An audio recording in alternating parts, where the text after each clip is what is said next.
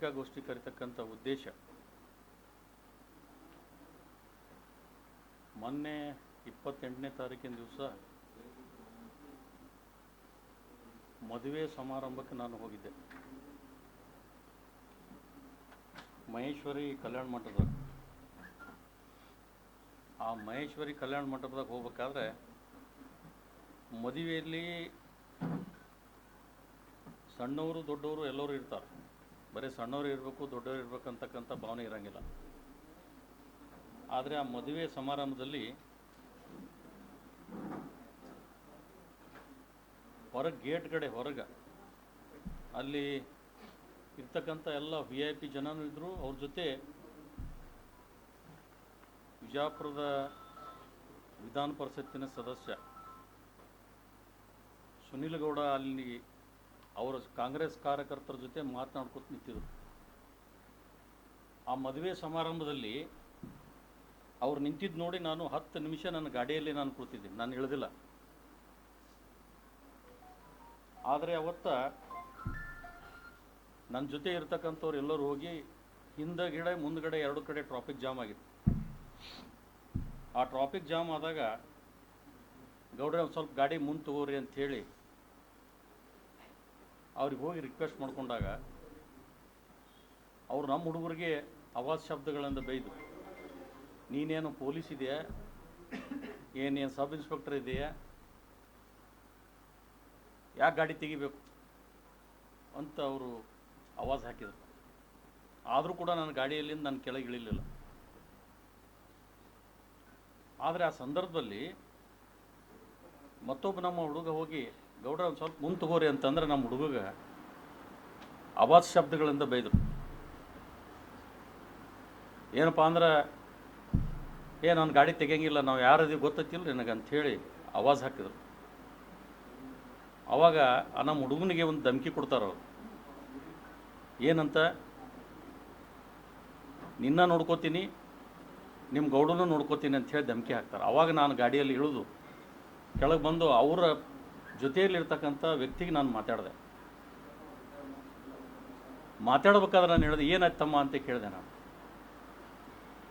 ಆವಾಗ ನನ್ನ ಜೊತೆ ಅವ್ರ ಜೊತೆ ನಾನು ಮಾತಾಡೋಕ್ಕೆ ಅವಶ್ಯಕತೆನೇ ಇಲ್ಲ, ನನಗೆ ಮಾತಾಡಿಲ್ಲ ನಾನು. ಆದರೆ ಅವರು ನನಗೆ ಯಾವ ರೀತಿ ಮಾತಾಡ್ತಾರಪ್ಪ ಅಂದ್ರೆ ಕ್ವಶನ್ದಾಗ ನೀ ಏನು ಮಾಡ್ಕೊಳ್ಳೋದಿದೆಯೋ ಅಂತ ನನಗೆ ಅವರು ಆವಾಜ್ ಹಾಕಿದ್ರು. ನೋಡತ್ತಮ್ಮ, ನೀವು ವಿಧಾನ ಪರಿಷತ್ತಿನ ಸದಸ್ಯ ಆಗಿ ನಾನು ಮರ್ಯಾದೆ ಕೊಟ್ಟು ಮಾತಾಡತ್ತೀನಿ, ನೀನು ಮರ್ಯಾದೆ ಕೊಟ್ಟು ಒಂದು ಸ್ವಲ್ಪ ಮಾತಾಡೋದು ಕಲಿತಮ್ಮ ಅಂತ ಹೇಳಿದೆ ನಾನು. ಕ್ವಶನ್ದಾಗ ಮಾತಾಡೋದು ಬೆಳೆದು. ಆದರೆ ನೀನು ನೋಡ್ಕೋತೀನಿ ಅಂತ ಹೇಳ್ದವ್. ನೀನು ನೋಡ್ಕೋತೀನಿ ಅಂದಾಗ ನಾನು ಎಲ್ಲಿ ನೋಡ್ಕೋತೀನಿ ಹೇಳಿಬಿಡು, ಅಲ್ಲೇ ಬರ್ತೀನಿ ಅಂತ ಹೇಳಿದೆ ನಾನು. ಬಬ್ಲೇಶ್ವರದಾಗ ನೋಡ್ಕೋತೀನಿ ಅಂದ. ಬಬ್ಲೇಶ್ವರದಾಗ ಬೇಡಪ್ಪ, ನಿನ್ನ ಗಾಡಿಯಲ್ಲಿ ನಿನ್ನ ಮನೆಗೆ ಬರ್ತೀನಿ ನಡಿ ಅಂತ ಹೇಳಿ ಅವ್ನ ಗಾಡಿಯಾಗ ನಾನು ಕೊಡಕ್ಕೆ ಹೋದೆ. ಅವಾಗ ಅವ್ರ ಜೊತೆಯಲ್ಲಿ ಇರ್ತಕ್ಕಂಥ ಅರುಣ್ ಮಾಚಕ್ನವ್ರು, ಅವ್ರ ವ್ಯಕ್ತಿನೇ ಅವರು ಬಂದು ನನಗೆ ರಿಕ್ವೆಸ್ಟ್ ಮಾಡಿಕೊಂಡು, ನಮ್ಮದೇ ತಪ್ಪದ, ನಾವು ಗಾಡಿ ನಿಂದ್ರಿಸ್ಬೋದಾಗಿತ್ತು, ದಯಮಾಡಿ ನೀವು ನಡ್ರಿ ಅಂಥೇಳಿ ಅವ್ರಿಗೆ ನಾನು ಕರ್ಕೊಂಡೋಗಿ ನನ್ನ ಮದುವೆ ಮಂಟಪ ಕಳಿಸ್ಕೊಟ್ರು. ಇಷ್ಟೆಲ್ಲ ಆದ ಬಳಿಕ ನಾನು ಅದನ್ನು ದೊಡ್ಡದು ಮಾಡಬಾರ್ದು ಅಂಥೇಳಿ ನಾನು ಅಷ್ಟಕ್ಕೆ ಬಿಟ್ಟಿದ್ದೆ ನಾನು. ಅದ್ರ ಜೊತೆಯಲ್ಲಿ ಅವ್ರು ಹೋಗಿ ನೇರವಾಗಿ ಒಂದು ಪೊಲೀಸ್ ಸ್ಟೇಷನ್ ಕಂಪ್ಲೇಂಟ್ ಕೊಡ್ತಾರೆ. ಎಲ್ಲಿ? ಆದರ್ಶ್ ನಗರ ಪೊಲೀಸ್ ಸ್ಟೇಷನ್ದಾಗ ಕಂಪ್ಲೇಂಟ್ ಕೊಟ್ಟ ನಂತರ ಯಾವುದೂ ಸಂಬಂಧ ಇಲ್ಲ, ಜೀವದ ಬೆದರಿಕೆ ಹಾಕ್ಯಾರ ಅಂತ ಹೇಳಿ ಕೊಟ್ಟರು. ಜೀವದ ಬೆದರಿಕೆ ಹಾಕಿದವರು ಸುನಿಲ್ ಗೌಡರು. ನನಗೆ ಜೀವದ ಬೆದರಿಕೆ ಹಾಕ್ಯಾರ ಅವ್ರ ಜೋಡಿ ಇದ್ದಂಥ ವ್ಯಕ್ತಿಗಳು ಅಂಥೇಳಿ ನನ್ನ ಮೇಲೆ ಫಿರ್ಯಾದಿ ಕೊಟ್ಟಿಲ್ಲ, ನಮ್ಮ ಇರ್ತಕ್ಕಂಥ ಹುಡುಗರ ಮೇಲೆ ಒಂದು ಫಿರ್ಯಾದಿ ಕೊಟ್ಟಾರ. ಆದರೆ ಇಷ್ಟೆಲ್ಲ ಆದ ಬಳಿಕ ಅದು ಎನ್ಕ್ವೈರಿ ಆಗಲಿ, ಅದನ್ನು ತನಿಖೆ ಆಗಲಿ, ಅಲ್ಲಿ CC ಫುಟೇಜು ಇರ್ತದೆ, ಅದನ್ನು ತೆಗೆದು ನೋಡಲಿ ಅಂಥೇಳಿ ನಾನು ಅಷ್ಟಕ್ಕೆ ನಾನು ಬಿಟ್ಟಿದ್ದೆ. ಇದು ಆದ ನಂತರ FIR ಆದ ನಂತರ ನಾನು ಒಂದು ಕೂಡ ಪೊಲೀಸ್ ಸ್ಟೇಷನ್ ಕಂಪ್ಲೇಂಟ್ ಕೊಡಬೇಕು ನಮ್ಮ ಹುಡುಗರು ಅಂಥೇಳಿ ಹೋಗಿದ್ದರು. ಆದರೆ ಆವಾಗ ಸಂಬಂಧಪಟ್ಟ ಅಧಿಕಾರಿಗಳು ತಪ್ಪು ಯಾರದೇ ಇರಲಿ, ಅದು ತಪ್ಪು ಆಗಿದ್ದಂತರೂ ನಿಜ, ಅದನ್ನು ದೊಡ್ಡದು ಮಾಡೋದು ಬೇಡ ಅಂಥೇಳಿ ತಿಳುವಳಿಕೆ ಹೇಳಿದ ನಂತರ ನಾವು ಬಿಟ್ಟೆವು. ಆದರೆ ಇಷ್ಟು ಆದ ನಂತರ ನನಗೆ ಒಂದು ಪತ್ರಿಕೆಯಲ್ಲಿ ನನ್ನ ಫೋಟೋ ಹಾಕಿ MLC ಸುಲಿನಗೌಡ ಅವರಿಗೆ ಜೀವದ ಬೆದರಿಕೆ ಅಂತೇಳಿ ಪತ್ರಿಕೆಯಲ್ಲಿ ಬಂದ ನಂತರ ನಾನು ಪತ್ರಿಕಾಗೋಷ್ಠಿ ಮಾಡ್ತಕ್ಕಂಥ ಉದ್ದೇಶ ಬಂತು. ಪತ್ರಿಕೆಯಲ್ಲಿ ಇದಕ್ಕೇನು ಸಂಬಂಧ, ನನಗೆ ಅದಕ್ಕೆ ಏನೂ ಸಂಬಂಧ ಇಲ್ಲ. ನಾನು ಜೀವದ ಬೆದರಿಕೆ ಹಾಕಿದವನೂ ಅಲ್ಲ.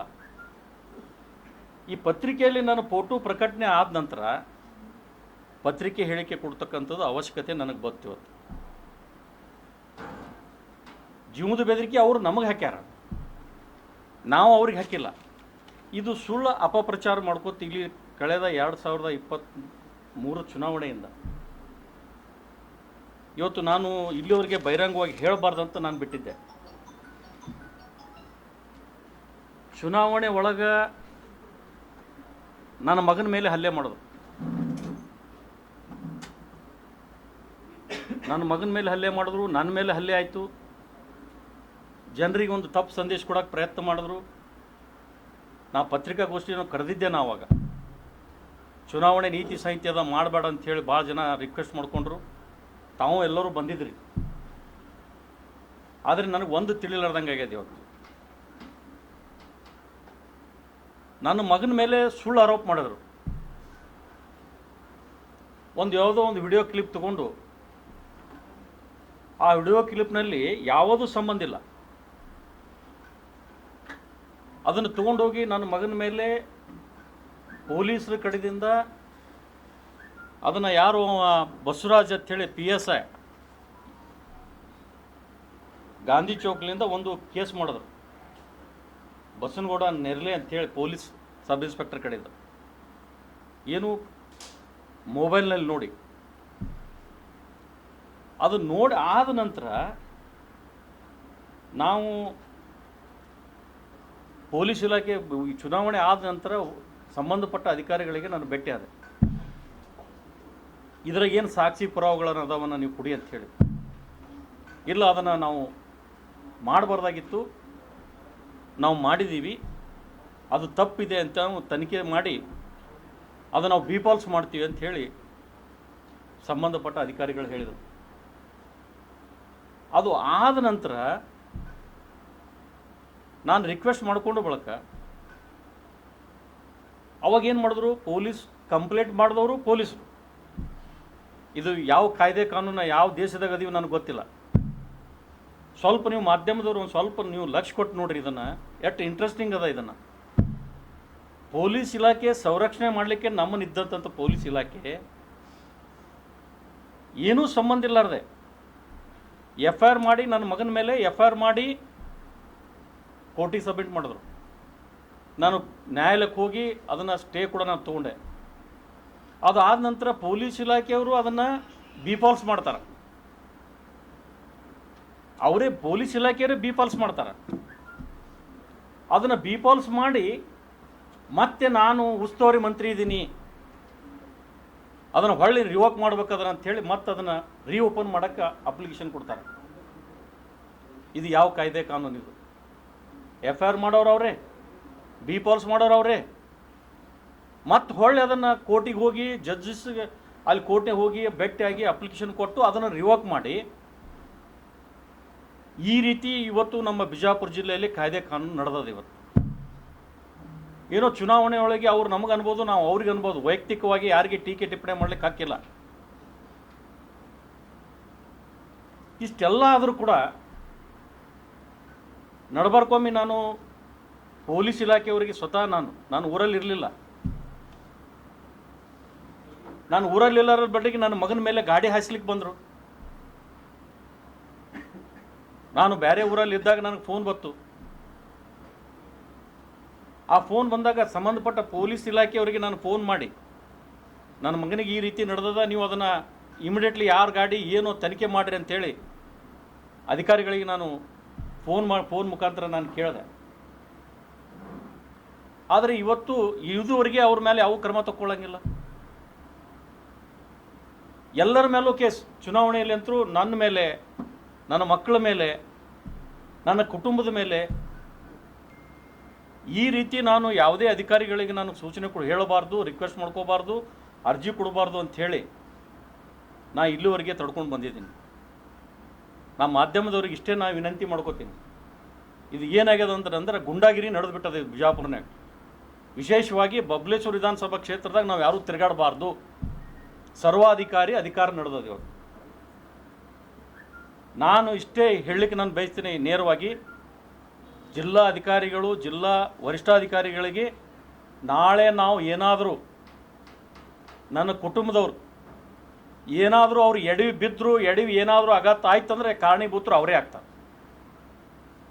ಇದು ನೇರವಾಗಿ ನಾನು ಇವತ್ತು ನಾನು ಹೇಳಿಕೆ ನಾನು ಬಯಸ್ತೀನಿ.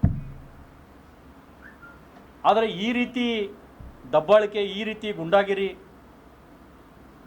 ಇದನ್ನು ಮಾಡೋದನ್ನು ಸಹಿಸ್ಕೊಂಡು ಇಲ್ಲಿವರೆಗೆ ನಾವು 1 ವರ್ಷ ಸುಮ್ಮ ಕೂತಿದ್ದೀನಿ. ನಾನು ಇಷ್ಟೆಲ್ಲ ಆದ ಬಳಿಕ ಅಧಿಕಾರ ದುರುಪಯೋಗ ಹೆಂಗೆ ಮಾಡ್ಕೋತಾರತ್ತಂದ್ರೆ, ಅವರು ಅಧಿಕಾರ ಎದಕ್ಕೆ ಬೇಕಾಗ್ಯದತ್ತಂದ್ರೆ ಅವ್ರಿಗೆ ಸಾರ್ವಜನಿಕ ಕೆಲಸ ಮಾಡಲಿಕ್ಕೆ ಅಧಿಕಾರ ಬೇಕಾಗಿಲ್ಲ. ಅವ್ರಿಗೆ ಅಧಿಕಾರ ಎದಕ್ಕೆ ಬೇಕಾಗ್ಯದಪ್ಪ ಅಂದ್ರೆ ಗುಂಡಾಗಿರಿ ಮಾಡಲಿಕ್ಕೆ.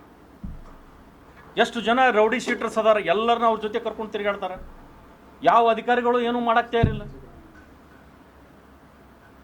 ಗುಂಡಾಗಿರಿಗಳ ತಂದು ದಬ್ಬಳಿಕೆ ಹಾಕ್ಲಿಕ್ಕೆ ಪ್ರಯತ್ನ ಮಾಡ್ತಾರೆ. ಅದಕ್ಕೆ ನಾನು ನೇರವಾಗಿ ಇವತ್ತು ಜಿಲ್ಲೆಯ ಅಧಿಕಾರಿಗಳಿಗೆ ನಾನು ಹೇಳಿಕ್ಕೆ ನಾನು ಬಯಸ್ತೀನಿ, ಈ ಮುಂದಿನ ದಿನಮಾನಗಳಲ್ಲಿ ಏನಾದರೂ ಎಡವಿ ಬಿದ್ದರೆ, ನಮಗೇನಾದರೂ ಆಗತ್ತಾದರೆ ಅದಕ್ಕೆ ಕಾರಣೀಭೂತರು ಯಾರಪ್ಪ ಅಂತಂದ್ರೆ ಇವರೇ ಇಬ್ಬರು ಅಣ್ಣ ತಮ್ಮ ಆಗ್ತಾರೆ. ಇದನ್ನು ನಾನು ಹೇಳಲಿಕ್ಕೆ ನಾನು ಬಯಸ್ತೀನಿ. ದಯಮಾಡಿ ಇಂಥ ಸಣ್ಣತನಕ್ಕೆ ನಮ್ಮ ಮನೆತನದಿಂದ ನಾವು ಯಾರೂ ಇಳಿದೂ ಇಲ್ಲ.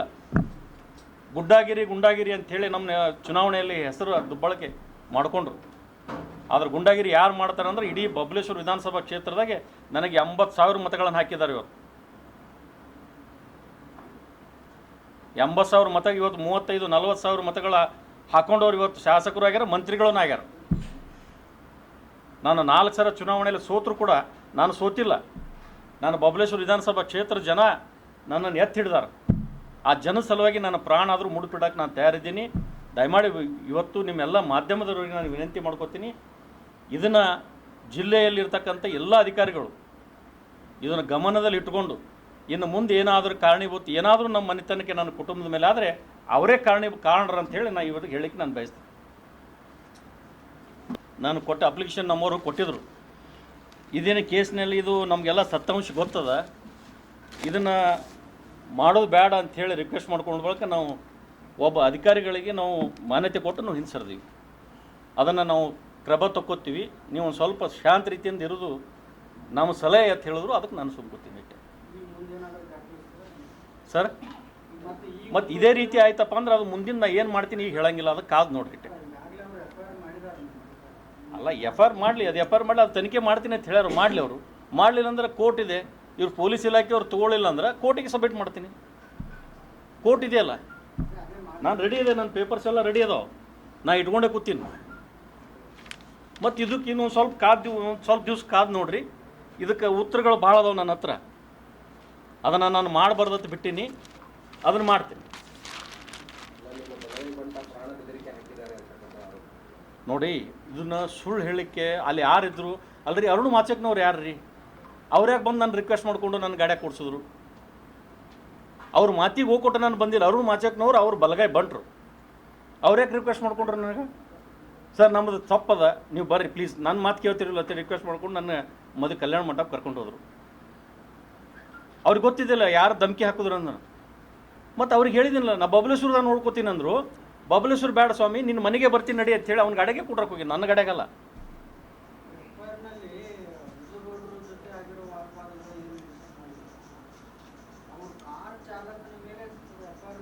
ನನ್ನ ಜೋಡಿ ಯಾರು ಮಾತಾಡ್ರ ಅಷ್ಟು ನಾನು ನಿಮ್ಗೆ ಹೇಳಿದ್ದೀನಿ. ನನ್ನ ಜೊತೆ ಯಾರು ಮಾತಾಡ್ಯಾರ ಅವರು ನನ್ನ ಜೊತೆ ಮಾತಾಡಿದ್ದು. ನಾನು ಕಾರ್ ಚಾಲಕ, ಅವ್ರ ಗನ್ಮ್ಯಾನ್ನ, ಅವ್ರ PAಗೂ ಮಾತಾಡೀನಿ ನಾನು. ಅವ್ರಿಗೆ ಮಾತಾಡೋ ಮುಂದೆ ಇವ್ರದ್ದು ಏನು ಕೆಲಸ ಇತ್ತಲ್ಲಿ? ಸುಮ್ಮನೆ ಕೊಡ್ಬೇಕಾಗಿತ್ತಲ್ಲ ತಾವು ಗಾಡಿಯಲ್ಲಿ. ಗ್ಲಾಸ್ ಇಳಿದು ಹೊಡೆಯೋರ್ಗತ್ಲೆ ಬರೋದು ಏನು ಅವಶ್ಯಕತೆ ಇತ್ತು? ಪ್ರತಿ ದಿವಸ ಇವತ್ತು ನನ್ನ ಮಗ ಎಲ್ಲೇ ಹೊಂಟಂದು ನನ್ನ ಮಗನ ಗಾಡಿ ಬೆನ್ನು ಹತ್ತೋದು, 4 ಹುಡುಗರು ಕೊಟ್ಟ ಅಲ್ಲಿ ಎಲ್ಲಿ ನಿಂದಿರ್ತಾನೆ ಅಲ್ಲಿ ಹೋಗಿ ನಿಂದಿರ್ಸೋದು. ಈ ರೀತಿ 1 ವರ್ಷದಿಂದ ನಡೆದದೆ. ಇದು ಸಣ್ಣ ಒಂದು ವಿಧಾನ ಪರಿಷತ್ತಿನ ಸದಸ್ಯಂದು. ಇವತ್ತಿದು ನನ್ನ ಹೇಳಿಕೆ ನಾನು ಕೊಟ್ಟಿದ್ದೀನಿ. ಅಧಿಕಾರಿಗಳು ಅದ್ರ ಮೇಲೆ ಸೂಕ್ತ ಕ್ರಮ ತಗೊಂಡ್ರು ಸರಿ ಅದ. ಇಲ್ಲಾಂದ್ರೆ ಅದು ಮುಂದಿನ ಹೋರಾಟ ನಂದು ಏನೈತಿ ನಾನು ಮಾಡಿ ತೋರಿಸ್ತೀನಿ.